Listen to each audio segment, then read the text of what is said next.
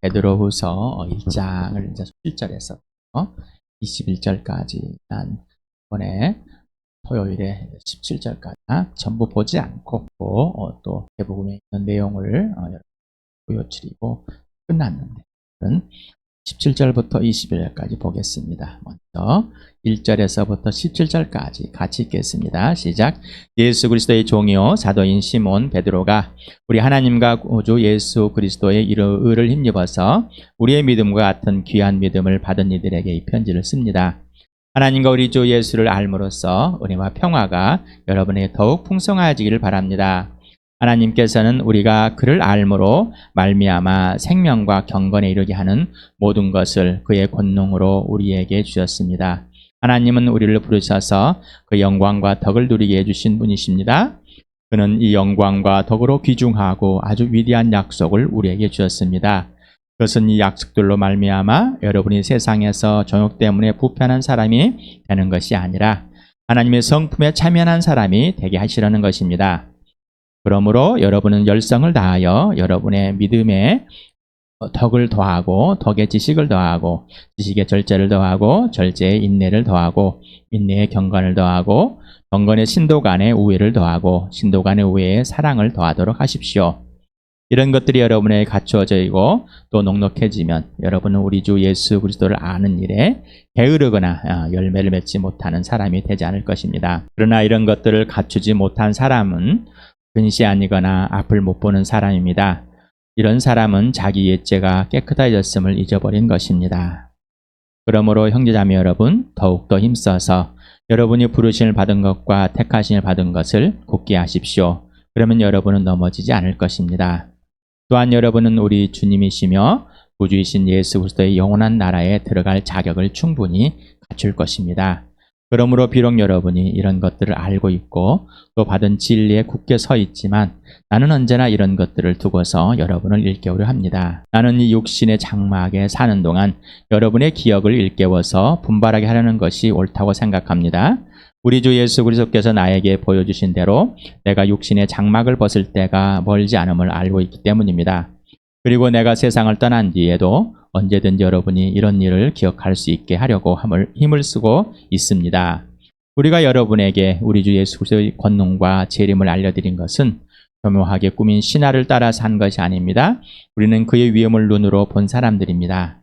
더없이 영광스러운 분께서 그에게 말씀하시기를 이는 내 사랑하는 아들이요 내가 좋아하는 아들이다 하실 때 그는 하나님 아버지께로부터 존귀와 영광을 받았습니다. 1절에서부터 21절까지 할 내용을 다시 한번 읽어보겠습니다. 시작.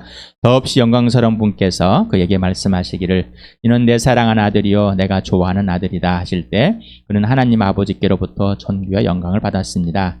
우리가 그 거룩한 산에서 그분과 함께 있을 때 우리는 이 말소리가 하늘로부터 들려오는 것을 들었습니다. 또 우리에게는 더욱 확실한 예언의 말씀이 있습니다. 여러분의 마음속에 날이 새고 샛별이 떠오를 때까지 여러분은 어둠 속에 비치는 등불을 대하듯이 예언의 말씀에 주의를 기울이는 것이 좋습니다. 여러분이 무엇보다도 먼저 알아야 할 것은 이것입니다. 아무도 성경의 모든 예언을 제멋대로 해서는 안 됩니다. 예언은 언제든지 사람의 뜻에 나온 것이 아니라 사람들이 성령에 이끌려서 하나님께로부터 오는 말씀을 받아서 한 것입니다. 더없이 영광스러운 분께서 그에게 말씀하시기를 이는 내 사랑하는 아들이요 내가 좋아하는 아들이다 할 때 그는 하나님 아버지께로부터 존귀와 영광을 받았으니 여러분은 하나님 아버지께서 여러분을 내 사랑하는 아들아 내 딸아 부르시가 하나님 쓰여 있는 기록으로 스스로 뇌에서만 돌고 있습니다. 또 느낌으로 느껴올 때 나도 모르게 느낄 때 이런 느낌은 가지고 있습니까? 처음부터 말씀하셨고 아담에게도 말씀하고 하와에도 말씀하고 후에도 말씀하시고 듣는 이가 있으니까 말씀을 하겠죠. 혼자 독백하시겠습니까? 그리고 이제까지 한 번도 하나님의 자녀로 삼으시고 하나님의 너는 내 아들이다 너는 내 딸이다 하지 않고 눈만 깜박깜박 계시겠습니까? 여러분은 어떻게 생각하십니까? 하나님은 그 아들 예수 그리스도에게 이는 내 사랑하는 아들이다 내가 좋아한다 내가 기뻐한다 내 말을 이 아들의 말을 잘 들어라. 오늘도 그 아버지께서, 우리 주 예수 그리스도의 아버지께서, 영광의 하나님께서 우리에게 내 사랑하는 아들아 딸이라고 고백하신 그 음성을 들으시길 바랍니다. 오늘은 마가복음에 있는 내용을 이렇게 발췌해 봤습니다. 번화산, 높은 산 있는데 거기에서 하신 말씀을 마태, 마가, 누가가 기록해 놓았습니다. 이 시간에 마가복음을 같이 한번 읽어보겠습니다. 시작. 그리고 엿새 뒤 예수께서 베드로와 야고보와 요한만을 데리고 다른 높은 산으로 가셨다. 그런데 그들이 보는 앞에서 그의 모습이 변하였다. 그것은 세상의 어떤 빨래꾼이라도 그렇게 희게 할 수 없을 만큼 새하얗게 빛났다. 그리고 엘리야가 모세와 함께 그들에게 나타나더니 예수와 말을 주고받았다. 그래서 베드로가 예수께 말하였다. 랍비님, 우리가 여기에 있는 것이 좋겠습니다. 우리가 초막셋을 지어서 하나에는 랍비님을, 하나에는 모세를, 하나에는 엘리야를 모시겠습니다. 베드로는 무슨 말을 해야 좋을지 몰라서 이런 말 했던 것이다. 제 아들이 겁에 질렸기 때문이다. 그런데 구름이 일어나서 그들을 뒤덮었다. 그리고 구름 속에서 소리가 났다. 이는 내 사랑하는 아들이다. 너희는 그의 말을 들어라. 그들이 문득 둘러보았으나 아무도 없고 예수만 그들과 함께 계셨다. 그들이 산에서 내려올 때 예수께서는 그들에게 명하시어 인자가 죽은 사람들 가운데서 살아날 때까지는 본 것을 아무에게도 이야기를 하지 말라고 하셨다. 그들은 이 말씀을 간직하고 죽은 사람들 가운데서 살아난다는 것이 무슨 뜻인가를 서로 물었다. 제 아들은 예수께서 죽은 사람들 가운데 살아난 뒤에야 그가 요한복음은 있습니다. 시작. 제 아들은 예수께서 죽은 사람들 가운데 살아난 뒤에야 그가 말씀하신 걸 기억하고서 성경 말씀과 예수께서 하신 말씀을 믿게 되었다. 우리는 뭔가 큰 기적들을 일어나면은 뭔가 막 보고 그러면은 잘 믿을 것 같고 예수를 믿을 것 같고 뭔가 그래야지만 믿어주겠다. 그런 마음들을 또 예수를 믿고 나서도 내가 믿었다. 착각 속에 빠져 그냥 믿어준 거예요. 난 여러분에게 한 번도 예수 좀 믿어주십시오 해본 적이 없습니다. 우리 교회 좀 와보십시오. 좀 오셔서 좀 채워주십시오. 오셔서 헌금도 해주십시오. 하나님께 복 주실 것 없이 한 번도 해본 적이 없습니다. 예수는 이십니다. 하나님 아버지는 그런 분이 아니십니다. 여자들도 이런 변화산에서 이 예수 그리스도의 변화된 하나님의 구름이 위에서 구름 속에서 엘리야와 이미 죽었던 그 모세 그리고 엘리야 1500년 예수님 오시기 전 1500년 전에 1400년 전에 죽었던 모세 그리고 600년 전쯤에 죽었던 그 이사야 그 엘리야 그를 봤습니다. 누가? 베드로와 야고보와 요한이. 그리고 구름 속에서 하나님의 음성을 들었습니다. 그럼에도 불구하고 그들은 주님이 내가 죽고 살아난 뒤에야 이 말을 하고 절대로 이런 말 안 돼. 궁금했습니다. 죽으시고 부활한다는 게 뭐지? 출애굽기 16장을 같이 읽어볼까요? 시작. 아론이 이스라엘 자손을 온 회중에게 말할 때 그들이 광야를 바라보니 야의 영광이 구름 속에 나타났다. 야훼께서 모세에게 말씀하셨다. 나는 이스라엘 자손이 원망하는 소리를 들었다. 너는 그들에게 너희가 저녁이 되면 고기를 먹고 아침에는 빵을 배불리 먹을 것이다. 그렇게 될 때 너희는 나 주가 너희의 하나님임을 알게 될 것이다 라고 말하여라.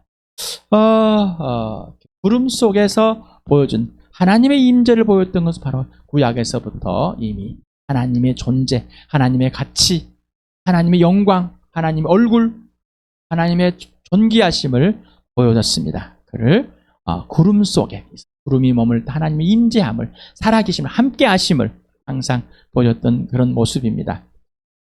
우리 민수기를 같이 읽겠습니다. 시작. 그러나 온 회중은 그들을 돌로 쳐 죽이려고 하였다. 그때 야의 영광이 해막에서 온 이스라엘 자손에게 나타났다. 주님께서 모세에게 말씀하시다. 언제까지 이 백성이 나를 멸시할 것이라더냐? 내가 이 백성 가운데 보인 온갖 표적들이 있는데 언제까지 나를 믿지 않겠다느냐?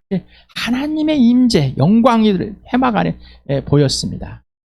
그때마다 구름이 가득 차 있는. 그래서 그걸 그대로 이 산에서 예수님이 야고보와 요한과 베드로를 데리고 가서 그 사실 하나님의 임재하심을 보고 그 하나님은 함께 있는 그 예수를 그 이름 예수를 하나님의 아들 사람의 아들인데 하나님의 아들로 쳐준 게 아니라 처음부터 하나님의 아들임을, 하나님이심을, 창조주심을 모든 그 베드로와 야고보, 요한에게 보이시고 그 예수 그리스도께 하나님의 영광을 보여주시고 그렇게 동등함을 알려주셨다는 것입니다.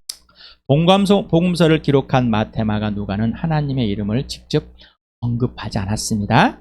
하지만 베드로는 하나님의 이름과 그의 위대하신 영광의 속성을, 그리고 하나님에서 그 아들 주 예수 그리스도의 영광의 속성을 직접 언급해 줬습니다. 그래서 마태, 마가, 누가는 그렇게 하지 않았지만 베드로는 이제 예수 그리스도가 죽으시고 부활하심으로 그 사건이 무슨 사건인지를 정확하게 알고 정확하게 믿고 이 사실이 구약의 예언과 동일하게 하나님이 아들됨을 신의 산에서, 그리고 또 거룩한 산성에서 하나님의 임재하심을 그대로 연결되어 있는 것을 보여준 겁니다. 그리고 확신을 갖게 해줬습니다. 베드로는 아마 이것을 인용해서 예수 그리스도의 부활을 보고 하는 것보다 이 땅에서 사람으로 있을 때 이스라엘 백성들에게 행하셨던 하나님의 임재를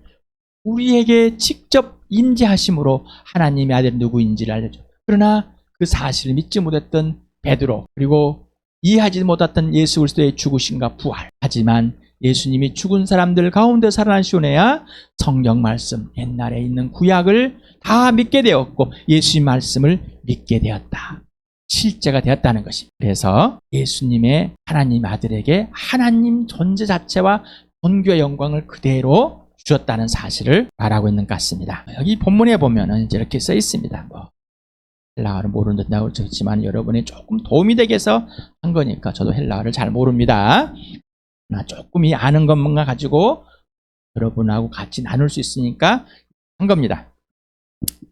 여기에 이제 직역을 해보면은, 왜냐하면 하나님 아버지로부터 존귀의 영광을 그가 가졌기 때문이다. 그런데 여기에 람바논이라는 이 단어가 있습니다. 받다라는 단어. 능동태로는 취하다, 가지다, 능동태는 받다, 얻다 이렇게 쓰여지는 단어라고 합니다. 그런데 베드로는 이 동사를 능동태로 썼습니다. 누구에게? 예수님. 예수님이 받은 건데 능동적으로 가졌다, 취했다라는. 요한복음에서 보면은 아버지 생명이 예수에게 주었다, 이렇게 표현됩니다.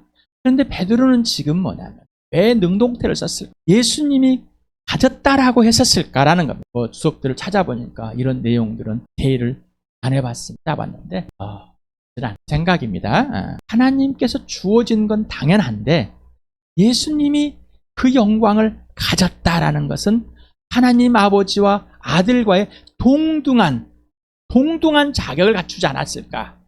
그래서 하나님 아버지의 그 영광을 스스로가 가진, 그래서 하나가 된 그 모습을 베드로는 표현하지 않을까 생각합니다.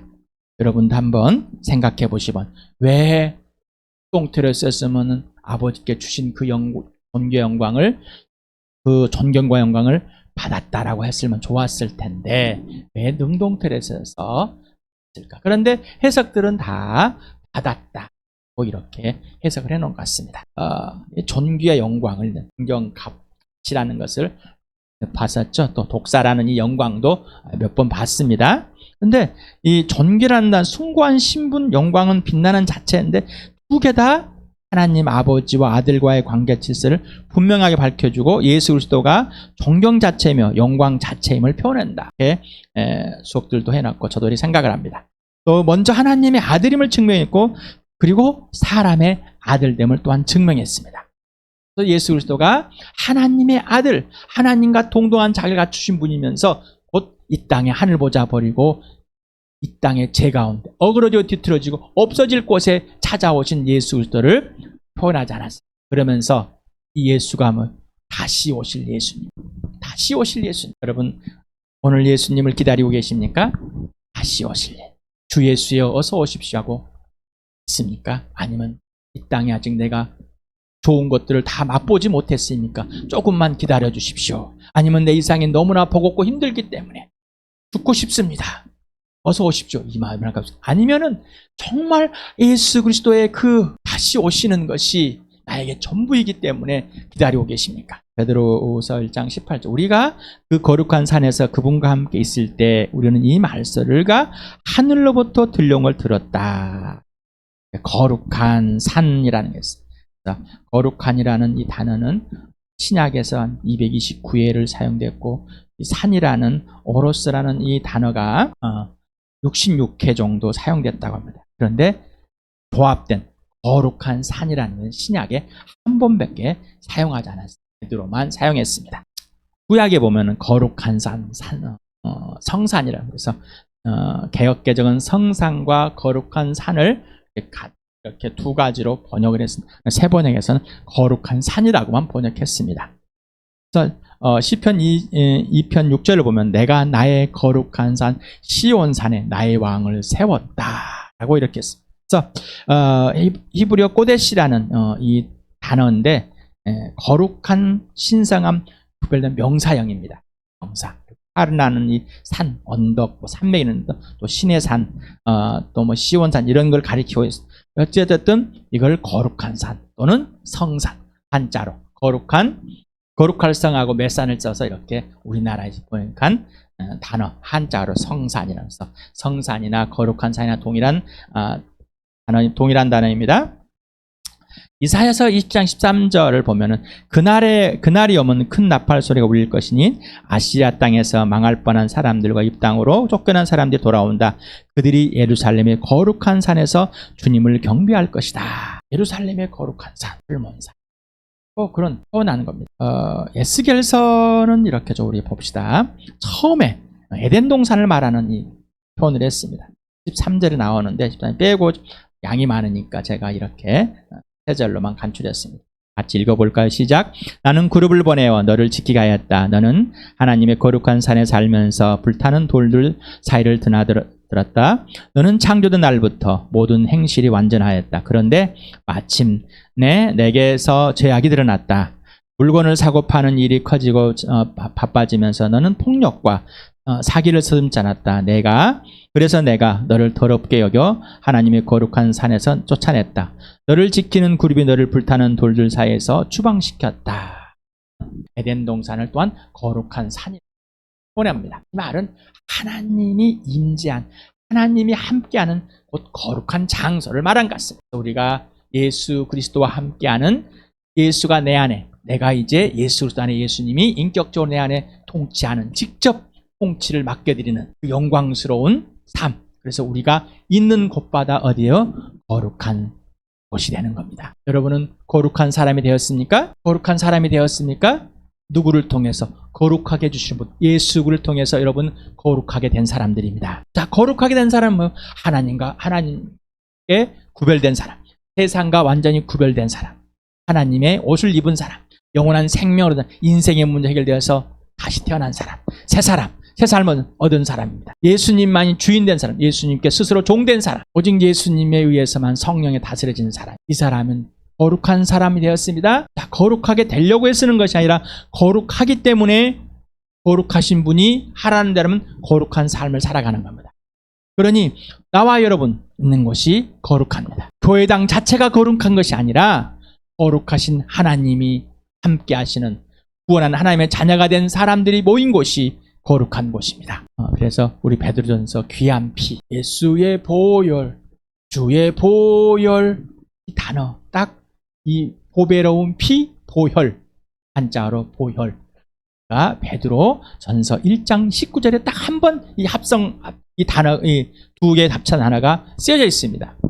그런데 이 보혈이 뭐 찬송가 보면은 거의 뭐 지배적인 거예요. 보혈, 예수의 피, 이렇게 쓰지 않는 이상은 보혈, 귀한 피, 보배로운 피, 뭐 이런. 그래서 이렇게 귀한 이 단어, 티미오스라는 단어는 14회 정도 사용됐다고 그러고요. 피라는 이 단어는 하이마라는 이 단어 99회 사용되어 있어요. 그런데 이렇게 조합된 거룩한 피, 존귀한 피, 가치 있는 피, 보배로운 피, 보혈이라는 단어는 한 번 쓰였다. 근데 여기가 듣다 있습니다. 듣다.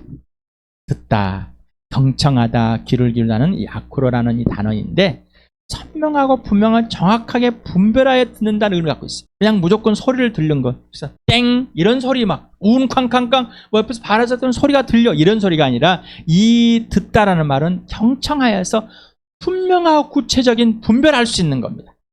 그래서 베드로는 뭐예요? 하나님 아버지의 그 음성을 분별하여서 들을 수 있었다는 겁니다. 이 말은 베드로가 요한과 야고보와 함께 목격자가 되었고 또 들은 사실에 산 증인이 되었다는 겁니다. 나는 진짜 살아있는 증인이다 라는 것을 베드로후서를 받는 서신을 받고 있는 지역 공동체, 지금 튀르키예 그 지역 중앙 지역에 있는 이 공동체들에게 이 말을 하고 싶은 겁니다. 지금 우리에게도 맞습니다.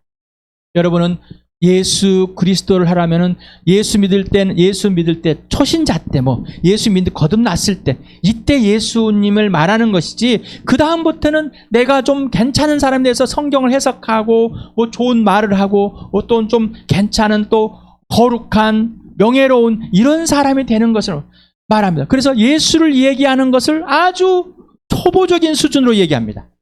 초보적인 사람으로 열심히 뭔가 기도를 하고는 마지막에 예수님의 이름으로 설교를 열심히 했는데 예수는 다 빼버리고 어떻게 해요? 이 말씀이 여러분에게 예수의 이름으로 축복되길 바랍니다. 그런데 예수를 빼버리면 우리는 죽은 자의 삶입니다. 죽은 자의 말입니다. 오직 예수만 전부 되는. 그래서 예수님이 베드로가 예수님에 대해서 예수님을 소개하는 그리고 다시 오실 예수님을 지금 계속 강하게 반복해서 그리고 이 땅에 오시다 죽으시고 우리 주인 되신 예수님 산소망을 가진 예수님 계속해서 반복해서 설명할 수밖에 없고 깨우칠 수밖에 없고 거기에 힘을 다할 수밖에 없는 베드로의 심정을 보기 바랍니다. 또 우리에게 더욱 확실한 예언의 말씀이 있습니다. 여러분의 마음속에 날이 새고 샛별이 떠오를 때 여러분은 어둠 속에 비치는 등불을 대하듯이 이 예언의 말씀에 주의를 기울일 것이 좋습니다. 확고한, 확실한 거. 바로 예언의 말씀이 있다라는 건데, 있다라는 에코, 오랜만에 보죠. 소유하다, 손에 가지다, 입다. 여기서 직설법 현재 능동태를 써 있습니다. 우리는 그것을 가져야 됩니다. 가져야 되는 것. 소유해야 되는 것. 소유하고 지금 있다라는 것. 먼저 지금 여기에서. 그래서, 계속해서 우리가 내 인격이 직접 반응합니다. 즉 반응해서 계속해서 우리의 인격을 계속해서 지금 베드로는 불추기로는 계속해서 반응하기를 동태를 쓰는 것 같습니다. 네. 확실한이라는 건 메바이오스라는 이 단어인데 부동의 확고한 틀리면 튼튼한 해서 형용사를 썼습니다. 그래서 비교급을 써가지고 그 어떤 것보다 더 확고하고 부동의 것이 있다는 겁니다. 바로 예언의 말씀이. 그래서 여기 예언이라는 프로페티코스라는 이 단어는 예언자의 선제, 예언적인 이 말씀. 로고스는 많이 들어봤죠. 우리 말 설명. 예언의 말 여기서는 구약 성경을 말합니다. 구약 성경. 그래서 요한복음 5장 39절에 너희가 성경을 연구하는 것은 영원한 생명이 그 안에 있다고 생각하기 때문이다. 성경은 나에 대하여 증언하고 있다. 이스라엘 선생이라고 하는 사람들, 랍비라는 사람들이 예수님께서 이런 말씀을 하실 때 너희는 이 성경을 얼마나 연구하고 있지 않느냐. 그런데 영원한 생명을 얻고자 하지만은 그 성경, 구약에 있는 것은 바로 누구를 말한다고? 예수를 말하고 있다는 것입니다. 베드로 1장 10절을 보면서 같이 읽겠습니다. 시작. 예언자들은 이 구원을 자세히 살피고 연구하였습니다. 그들은 여러분이 받은 혜택을 예언하였습니다. 누구에게 또는 어느 때 이런 일이 일어날 것인지를 그들이 연구할 때 그들 안에 계신 그리스도의 영이 그리스도에게 닥칠 고난과 그 뒤에 올 영광을 미리 증언하여 드러내 주었습니다. 예언자들은 자기들이 섬긴 그 일들이 자기들을 위한 것이 아니라 여러분을 위한 것임을 계시로 알게 되었습니다. 그 일들은 하늘로부터 보내주신 성령을 힘입어서 여러분에게 복음을 전한 사람들이 이제 여러분에게 선포한 것입니다. 그 일들은 천사들도 보고 싶어하는 것입니다. 네.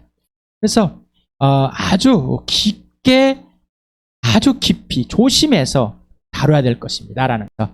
여기는 좋게 칼로스라는 이 단어는 만족하게, 더할 려 없이는 뜻을 갖는 부사입니다. 그 다음에 만들다, 포이에오이라는 행하다, 제조하다, 완수하다. 그래서 여기도 직접 우리가 그렇게 해야 됩니다라는 겁니다. 우리가 그렇게 해야 됩니다라는. 우리가 산 자로서, 산 소망을 가진 자라서, 이제 다시 말하면 우리가 어떤 스스로 깨우친 게 아니라 성령에서 사로잡힌 자로서 이 안에 예수 그리스도가 존재하시고 살아계시고, 이 안에 성령 임재하 계시고 성령이 살아계시고 하나님 아버지 살아계신 성전이기 때문에 이제 우리의 모든 생각과 가치관, 모든 것은 예수와 함께 죽고 예수와 살아서 완전히 변화된 사람입니다. 그러니 우리의 안테나는, 우리의 생각은, 모든 가치관은 오직 예수님의 기준되어서 예수님만을 생각할 수 있게 되었습니다라는 겁니다. 어떤 것을 치우칠 수 없는 존재가 되어버렸습니다. 그리고 하루 종일 항상 언제나 누구와 예수님과 사귐 속에서 항상 예수님이 기준되는 삶, 예수님이 원인이 되는, 예수님 근거가 되는 삶, 예수님이 이유가 되는 삶을 해버린 겁니다. 새 사람입니다. 새 것이 되어버렸습니다. 더 이상 옛 것이, 헌 것이, 죄가 나를 통치하지 못합니다. 우리는 유혹을 받습니다. 감정이, 생각이, 어떤 것들에 흔들림이 있습니다. 그러나 우리는 예수 품에 있습니다. 예수님이 내 안에서 계십니다. 그러니 흔든 같지만은, 근심이 들어온 같지만은, 걱정이 불안한 동국 들어온 같지만, 오직 예수만이 전부가 된 삶을 획득했기 때문에, 이미 주어졌기 때문에, 받았기 때문에 이 땅에서 그것들에 흔들리고 넘어지고 실패하는 삶이 아니라 항상 예수와 함께 죽고 부활한 그 놀라운 승리의 삶을 살게 됩니다. 그것이 이미 이루어졌다니까요. 우리가 이루는 삶이 아니라 이루어진 것을 누리는 삶입니다. 그러니 항상 주의하다, 관심을 갖다, 조심하다. 언제? 우리는 그렇게 행해왔다는 것입니다. 나와 여러분은 예수를 믿고 하나님이 기적이 일어나고 살려낸 그 놀라운 은혜를 입어온 사람들입니다. 그리고 그렇게 주의하고 조심한 사람들입니다. 만약 그러지 않았다면 오늘 이후부터, 지금 이후부터 그렇게 된 것을, 그렇게 되게 해주신 그 하늘의 영광, 하늘의 축복을 누리실 바랍니다. 여러분 마음속에 날이 새고 새벽이 떠오를 때까지 여러분은 어둠 속에서 비치는 등불을 대하듯이 뭔가 속담 같고 못다 잠언 같은 사랑 내용입니다. 네. 그런데 이거는 베드로가 천문학적 내용으로 예수 그리스도를 표현했습니다. 천문학을 말하는 것이 아니라 비유를 가지고 표현했어. 오직 예수 그리스도와 관계와 질서를 말한 겁니다. 다시 오실 예수님을, 재림을 기다린 겁니다. 다시 오실 예수님. 우리는 지금 죽으시고 부활하여서 하늘 보좌에 계신 예수님, 그리고 지금 하나님의 영이신 예수님과 함께 여기서 사귀고 있습니다. 그러니 예수를 기다릴 수밖에 없고 그 예수가 누군지를 알 수 있습니다. 왜? 이미 오셨다 가신 예수를 우리는 알고 있고, 지금도 살아계신 예수님을 알고 있고, 그리고 다시 오실 예수님을 기다리면서 그 예수님을 알고 있기 때문입니다. 샛별이라는 단어가 나옵니다. 샛별. 민수기를 같이 읽어봅시다. 시작. 나는 한 모습을 본다. 그러나 당장 나타날 모습은 아니다. 나는 그 모습을 환히 본다. 그러나 가까이에 있는 모습은 아니다.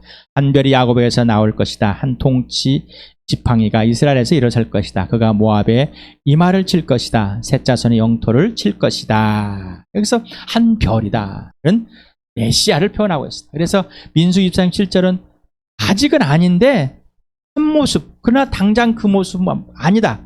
그러나 가까이 있는 모습도 아니다. 언젠간 야곱에서 나올 것이다. 바로 예수 그리스도, 약속한 메시아를 표현하고 있습니다. 이스라엘의 율법의 학자들도 이것을 그대로 보고 있습니다. 그러나 그들은 올바른 성경을 보는 해석을 한 것이 아니라 자기가 원하는, 아까 말한 요한복음 5장 39절에 너희가 구약을 보는 이유는 뭐냐? 성경을 연구하는 이유는 뭐냐?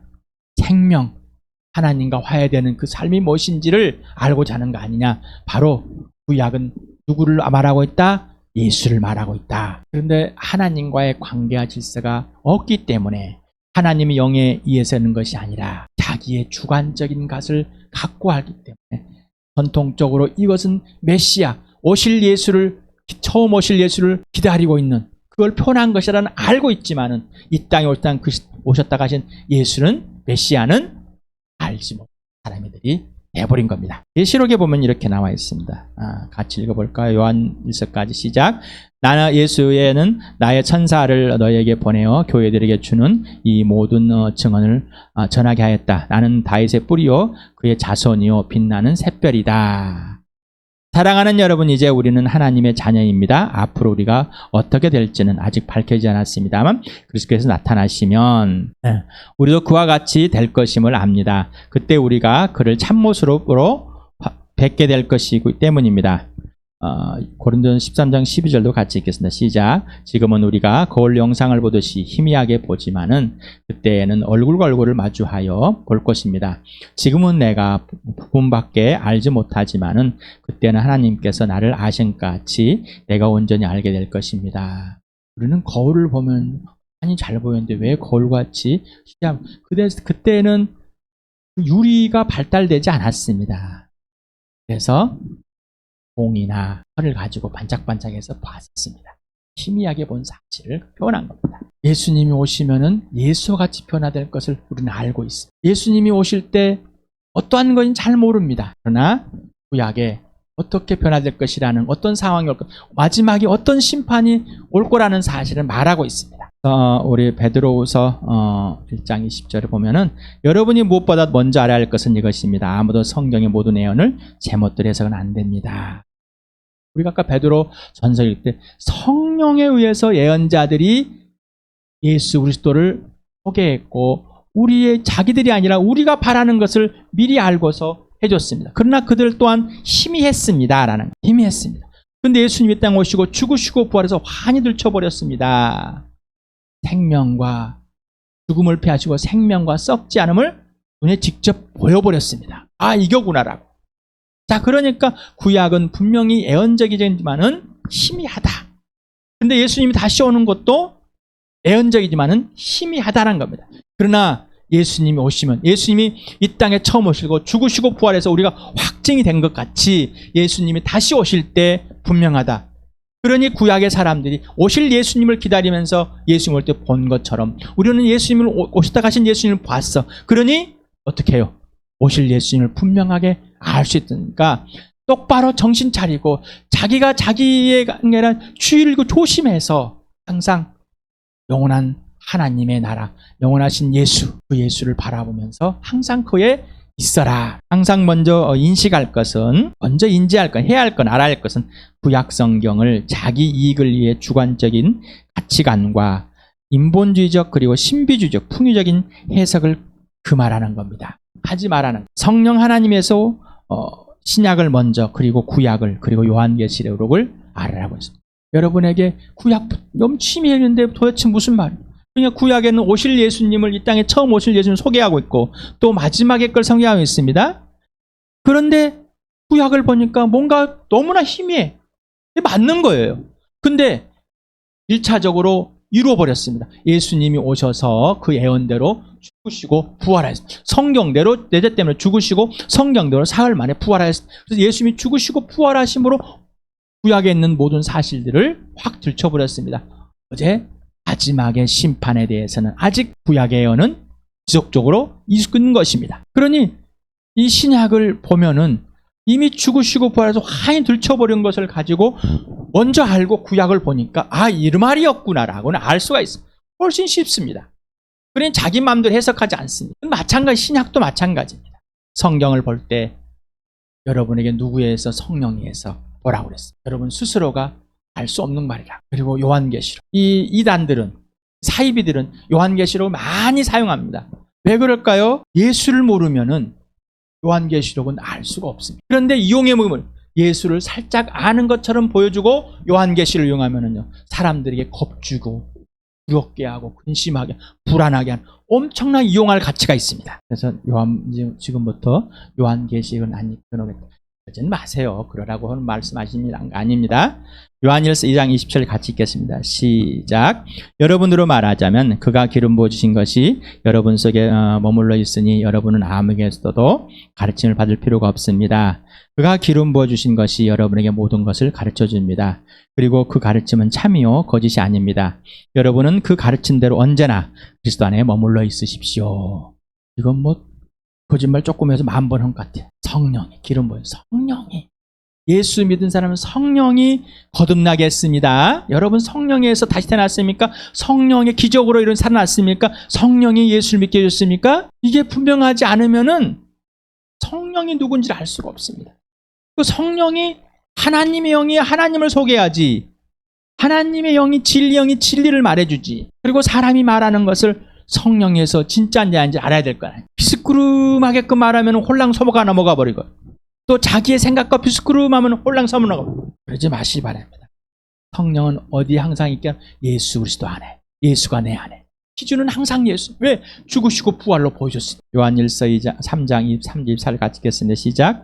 하나님의 계명은 이것이니 곧 그 아들 예수의 이름을 믿고 그리스도께서 우리에게 명하신 대로 서로 사랑하라는 것입니다. 그리스도의 계명을 지키는 사람은 그리스도 안에 있고 또 그리스도께서도 그 사람 안에 계십니다. 그리스도께서 우리 안에 계시다는 것을 그가 우리에게 주신 성령으로 합니다. 그렇죠? 하나님 아버지와 아들과 성령, 삼위 하나님은 성령으로 알게 되어 있습니다. 아버지가 아들을 증거합니다. 아들은 아버지를 증거하고, 성령은 하나님을 증거하고, 아들을 증거합니다. 아들은 성령을 증거합니다. 아버지는 성령을 증거합니다. 우리가 터득해서 연구해서 알 수 있는 분이 아닙니다. 성경 구절 갖다가 바꿔 맞춰가지고 이거 아니까 내가 좀 안다고 착각하지 마시기 바랍니다. 성경은 교회인 신부만 해석할, 목사만 해석할 수 있을까? 거듭난 자는 성령 하나님에서 개인적으로 성경을 해석할 수 있을까? 어느 게 맞을 것 같아요? 둘 다 맞을 것 같아요? 가톨릭에서는 교회만, 신부만이 성경을 해석할 수 있어 교황이 성경과 맞먹는, 해석이 안 먹는 거예요. 그리고 교리가 막 먹는 거예요. 그런데 개신교도 그렇게 하고 있습니다. 말로만 지금 거듭난 자는 성령 하나님에 의해서 개인적으로 성경을 해석할 수 있습니다. 근데 어디까지? 후티하는 수준까지만. 여러분에게 성령께 성경 읽다가 말씀하시고 할 때 여러분 꼭 교회에 말하십시오. 저 임석현만 설교하지 말고 여러분도 설교하십시오. 안 해. 왜 안 할까요? 그렇게 나도 모르게 돼버려. 그렇다고 임석현의 말을 잘 들어요? 안 듣습니다. 그럼 어쩌라는 겁니까? 목사의 말을 들어요. 그 말은 맞는 말입니다. 그런데 하나님의 영, 예수님의 교회의 머리가 된 예수님 안에서 하나님의 일을 보는 것입니다. 임석현 형제를 통해서 여러분에게 말씀하시는 것을 꼭 듣고요. 그것이 하나님의 말씀, 하나님께 주신 것이면 성령이 알려주셔서 하게 하는, 그게 명령이면 꼭 지켜야 되는 겁니다. 그런데 그러지 않기 때문에 임석현 형제 여러분에게 설교해도 아이고 맞네, 아이고 오늘 까였네 또, 이런 세존이에요. 그러지 마실 바랍니다. 성경은 성령. 그래서 여러분에게 보일 때 영상 말고 우리 또 서로가 나눌 수 있도록 해줘. 왜 참여를 해야 되는데? 교회 공동체. 베드로서 2장 21절. 예언은 언제든지 사람이 때 난 것이 아니라 사람이 성령에 이끌려서 하나님께로 오는 말씀을 받아서 한 것입니다. 개역개정이 이렇게 써있습니다. 예언은 언제든지 사람의 뜻으로 낸 것이 아니요 오직 성령의 감동하심을 받은 사람들이 하나님께 받아 말한 것입니다. 여러분 감동받았습니다. 말을 성령이 감동 같아요. 막 느껴지는 감동이라는 느낄 감동, 감정이 움직였어. 느낌이. 여러분 느낌은 어떤 느낌입니까? 평화로운데 나만 불안할 수 있잖아요. 불안한데 나만 평안할 수도 있어요. 여기서 캄캄하니 우울했더니 햇볕을 보니 갑자기 좋아질 수 있어요. 이 감정이에요. 감정을 무시하는 거야. 우리는 예수 그리스도 안에 있는 그분의 지시에 따라서 내 감정이 불편할 때 그분이 말할 수 있고요, 편안할 때 말씀할 수 있는 거예요. 내가 막 느낌이 좋아서 막 성령의 감동을 받아서 했습니다. 여러분 감정을 믿으세요? 거짓말을 너무나 많이 하는 이 감정을. 그래서 이 감동이라고 표현했다는 단어가 페루라는 단어를 감동받았다, 이끌리다. 이것은 이끌리는 건 직접 어떤 구체적인 것을 가지고 이끌는 겁니다. 그런데 감동은 뭐예요? 내 감정에 의해서 움직이는 것. 마음에 느끼는 대로. 감정이 좀 하나님께 하실 것이다. 이런 것에 또 속아나. 이런 뜻으로 말하지 않은 것이. 아까 성령이 직접 가르쳐 준다고 그랬잖아요. 그때 뭐 성령이 막 느끼게 해줬어. 근데 내 감정이 상해서 들리겠어요? 안 들리죠? 막 그냥 업이 됐어. 감정이 흥분됐어. 이 성령이 말하는 것 같아. 못된 성경, 잘못된 것, 틀린 것. 아까 너는 내 아들이다. 하나님 아버지께서 우리를 부르신 이유는 아들과 사귐을, 아버지와 아들과 사귐 안에서. 사귀려면 인격이 반응하는 거예요. 그러면 인격이 반응하는 데서 우리 서로 사귀면서 눈만 깜박하고 있습니까? 느낌 왔어. 왜 하나님을 내 기준으로 해석하지 말라는 겁니다. 아버지, 아들과 성령, 성령 인격적으로 알아가고 아는 존재. 그래서 인격적으로 교제를 하고 말을 나누고 해야지만 아버지인지 아들인지 성령인지 알 수 있을 거 아니에요. 그러니까 이거를 모르니까 어떻게 우리 주님 나 다 불렀거든. 아버지도 부르고 예수도 부르고 성령도 부르고 이러지 마시기 바랍니다. 아버지는 아버지, 아들은 성령은 성령. 삼위 하나님은 구체적인 구분이 되어 있습니다. 그렇지만 하나이십니다. 고린도 1장 9절 같이 읽겠습니다. 시작. 하나님은 신실한 분이십니다. 하나님께서 여러분을 부르셔서 그 아들 우리 주 예수 그리스도와 친교를 가지게 하여 주었습니다. 이것도 한 10,000번은 본 것 같죠. 하나님이 택하셔서 자녀 삼으셨다면, 거듭나게 했던 성령으로 다시 태어나겠다면, 하나님의 기적의 구원이 일어났다면, 하나님의 능력이 됐다면 그 아들 예수 그리스도와 친밀한 사귐을 가진, 예수님과 친밀한 사귐을 가지 않고서는 하나님 아버지를 모릅니다. 예수님과 친밀한 사귐을 갖지 않고서는 성령을 모릅니다. 성령으로 예수님과 사귀지 않으면 예수님 누군지 모릅니다. 그러니까 자기 느낌대로 막 해버리는 거예요. 자기 생각대로 하고 싶으면 하고 하기 싫으면 안 해버리고. 성경도 마찬가지. 읽었더니 좋은 말이에요. 와 좋았어. 남은 거 다 빼버립니다. 나한테 좋은 것만 성경이에요. 주일에 왜 성경을 읽으십니까? 지난 토요일에도 왜 성경을 읽으십니까? 네? 성령에서 온전한 사람 되길 거듭났으면 새 사람 되었으면 성령님만이 내 주인이고 성령님은 올바른 스승이십니다. 그러니 구체적으로 가르침을 받으시고 구체적으로 물어보시기 바랍니다. 예수님과 사귀어야지만이 구체적으로 선명하게 분명하게 들려지고 보여지는 것. 예수님을 따르려면 나를 부인하고 내 가치관, 내 세계관, 내 모습, 내 옛사람은 예수와 함께 죽었기 때문에 부인하는 겁니다. 그리고 누구만 오르시? 예수님만 오른 겁니다. 이게 예수 그리스도의 죽으심과 부활을 통해서 주인 되심을 말씀해 주신 것입니다. 그래서 날마다 여러분에게 예수님의 인생의 목적입니다. 부활과 십자가입니다. 그러면은 알려면은 누구? 예수님과 사귐을 가져야 됩니다. 다시 오셨다 가신 예수, 지금 살아계신 예수, 오실 예수를 기다리면서 인생의 목적이 예수, 인생의 목표가 부활과 십자가 되는 복된 삶 누리시길 축복합니다.